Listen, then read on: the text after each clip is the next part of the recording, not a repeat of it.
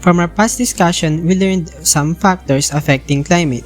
The first one is latitude, wherein we learned that the closer an area to the equator, the warmer is the climate. Altitude pertains to the elevation of an area based on the sea level, and based on that, the higher the elevation of an area, the colder is the climate.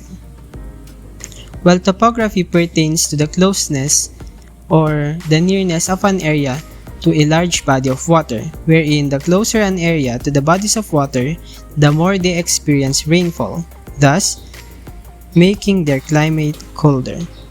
And these topics related to ocean currents, wherein the bodies of water help in circulating heat from the equator to the poles and vice versa. And at the same time, this one is related to windward and leeward, wherein the windward side receives more precipitation as compared to the leeward side, where the leeward side is an area where no large body of water is near. For today, we're going to talk about climate change. What is climate change?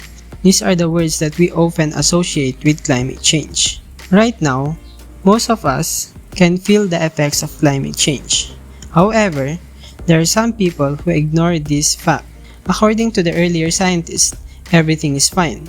The Earth revolves around the Sun in either distance, near or far, affecting global climate change every thousands of years.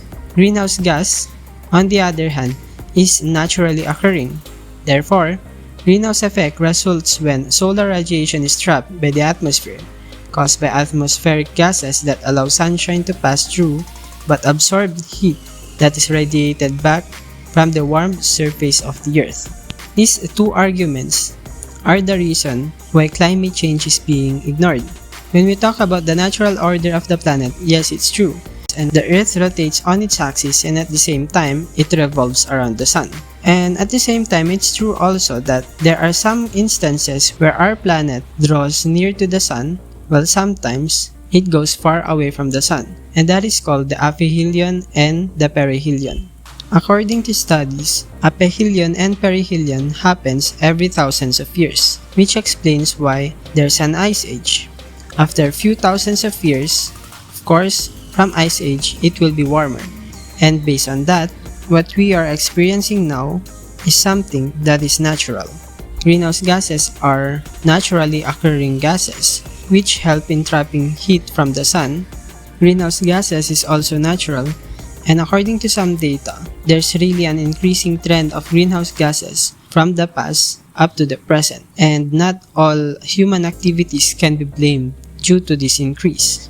However, here's a proof why global warming is real. Throughout the years, it's getting warmer and warmer, and this one is due to climate change. Now, here's the question. Is climate change real? That's for you to decide. How does climate change affect you? For us to answer those questions, we have to answer the following questions. First, what causes climate change? Second, how is climate change created? And what is greenhouse effect? Again, greenhouse gases are naturally occurring. However, here are man-made sources of greenhouse gas emissions, which is actually the leading cause of climate change. And these are carbon dioxide, methane, nitrous oxide, and CFC. Carbon dioxide are naturally released by organisms, wherein carbon dioxide can be traced most on livestock. So can we blame cows or poultry for releasing carbon dioxide? I guess not, because carbon dioxide can also be traced with the use of fossil fuel. That's why carbon dioxide is the most abundant greenhouse gas among the forementioned.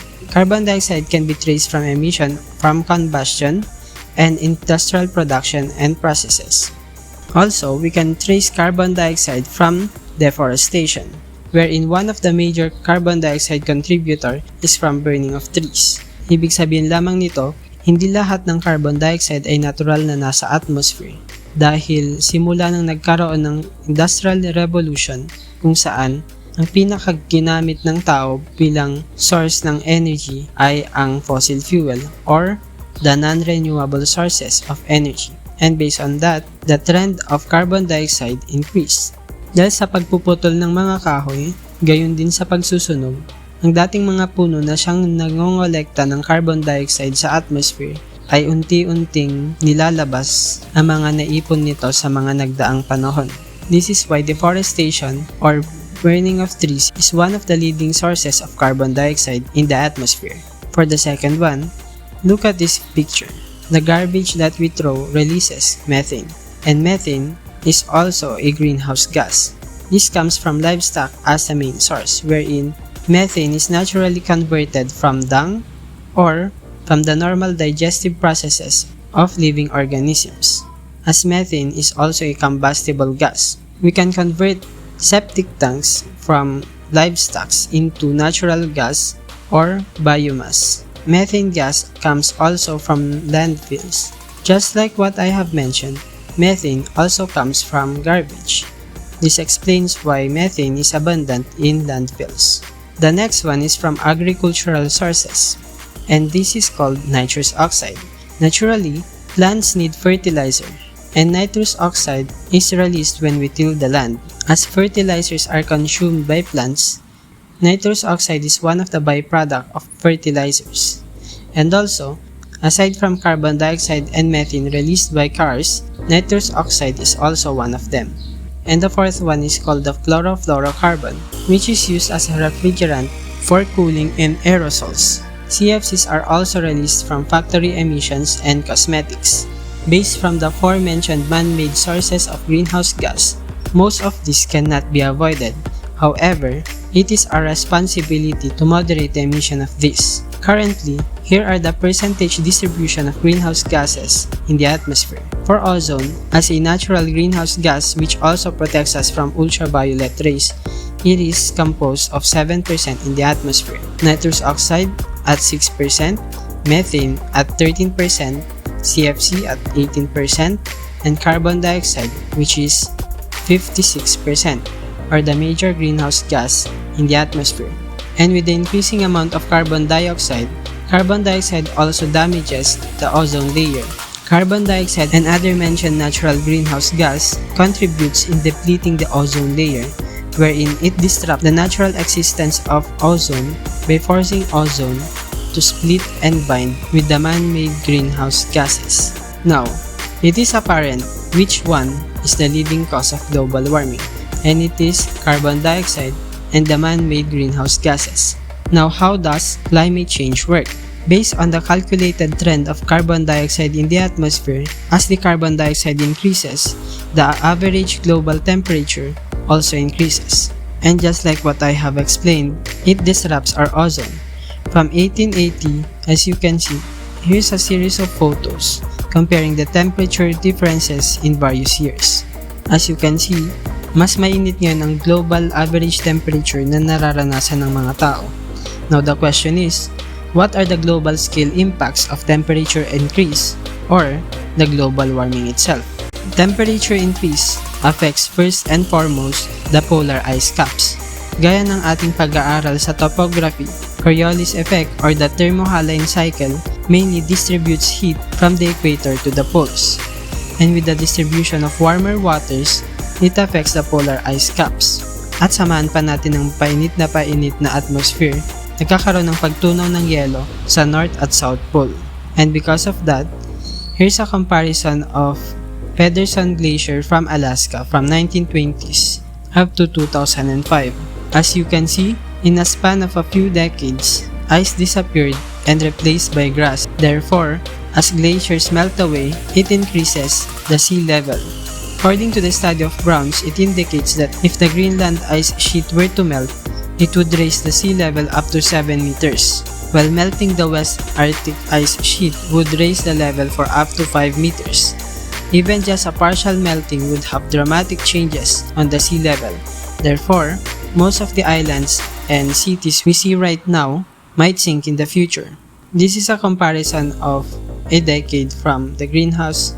As you can see, in just a decade, Greenland ice sheets already melted a significant number of its ice sheets. At dahil ang mga glacier ay nakabilang sa mga freshwater sources na siyang pwedeng gamitin ng mga tao, Ngayon, ito ay mas nababawasan dahil ang mga tubig na ito ay nahahalo sa dagat. If this continues, the amount of potable water would also decrease. Therefore, in the future, drinkable or usable water is also expected to be as expensive as oil or gasoline we take for granted today. This is North Pole. Ito nga bang nais nating makita sa hinaharap kung saan sa paglipas ng panahon, maraming uri ng hayop ang nawawala sa ating planeta? Or, dahil sa climate change, ang mga hayop na to ay kailangan ding mag-adapt? Do they need to adjust dahil sa mga aktibidad na ginagawa natin sa mundo? From this, and in the future, to this one. Is that necessary? Now here are the effects of global warming and climate change. The first one is severe drought. It is undeniable that yearly, we experience warmer and warmer El Nino. At dahil dyan, narito ang mga epekto ng sobrang init na panahon. First one is loss of food security. Second one, loss of economic activity. And the third one, less access to clean water. Dahil nga sa init ng panahon, kadalasan maka-experience tayo ng drought. At dahil dito, maraming livestock ang namamatay dahil kasabay ng pag-init ng panahon at pagkawala ng tubig. Dumarami din ang sakit na maaring makapaminsala sa mga hayop pati na rin sa mga tao. At dahil dito, napipilitan din ang marami na sumugal sa paggamit ng hindi malinis na tubig. The second one is the opposite of drought. But at the same time, we experience the same effects. Loss of food security, less economic activity, more diseases, and less access to clean water. Kapansin-pansin din ang paglakas ng mga bagyo na nararanasan natin taon-taon. Dahil dito kadalasan, nasususpende ang mga trabaho gayon din ang pag-aaral. Dahil dito, nababawasan ang economic activity ng ating bansa. Ating tandaan na habang maraming nagtatrabaho sa isang bansa, mas maraming kita ang pumapasok dito na siyang nagpapaunlad at nagpapayaman sa isang lugar. Now what can we do? We have to reduce our carbon footprint. This has been climate change in focus.